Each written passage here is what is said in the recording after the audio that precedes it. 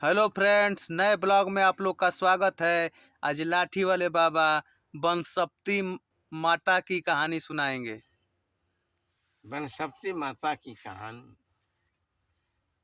लाठी वाले बाबा का कहना है कि समाज में एक गरीब घर की लड़कियां, एक गरीब घर का लड़का आगे चलकर महान बनता है। ये कहानी सिद्ध होती है कि बनसप्ती जी एक गरीब घर की लड़की थी। उसका एक भाई था, उसके माँ बाप मर गए। गरीबता के कारण दोनों भाई बहन समाज में, गांव में घूमकर भिक्षा मांगते थे, भोजन करते थे। ऐसे करते करते एक दिन ऐसा हुआ कि भाई और बहन दोनों में साथ छूट गया। बहन अलग हो गई, भाई अलग हो गया।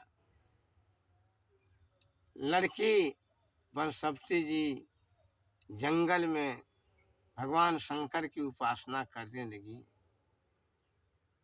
शंकर जी प्रकट हुए।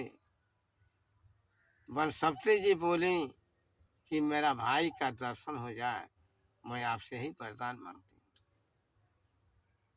संजोगवश एक दिन भाई से मुलाकात हुआ, लेकिन उस जंगल में भाई जो है उस लड़की को देखा तो उससे शादी करने की इच्छा हुई।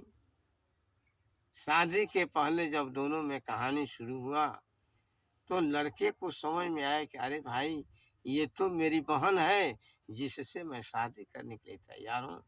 वो बहन के पैर पर गिरा, कहा कि मुझे क्षमा कीजिएगा, हम दोनों भाई बहन हैं। बहन रोने लगी।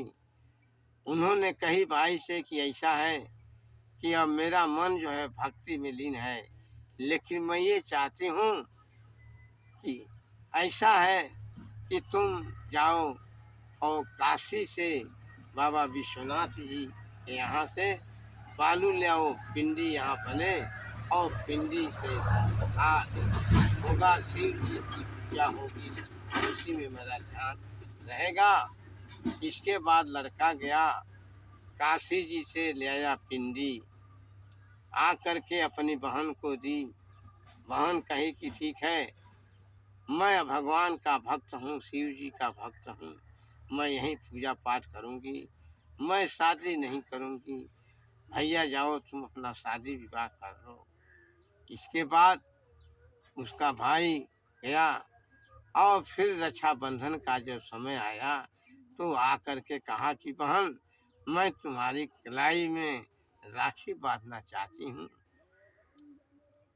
बनसप्ती जी बोली कि ठीक है भैया, अब मेरा रूपांतरण हो चुका है, मेरा शरीर का विकास जो है एक भगवान की शरण में जा चुका है। फिर भी भाई के नाते तुम राखी बांध लो और मैं भी जब तक रहूंगी तब तक तुम्हारा वादा पूरा करूंगी। तुमको आशीर्वाद देती हूँ कि तुम फलो और फूलो, आगे हो जाओ। इसके बाद भगवान शंकर जी फिर प्रकट हुए। बोले बनसप्ती जी से कि बताओ, वरदान मांगो।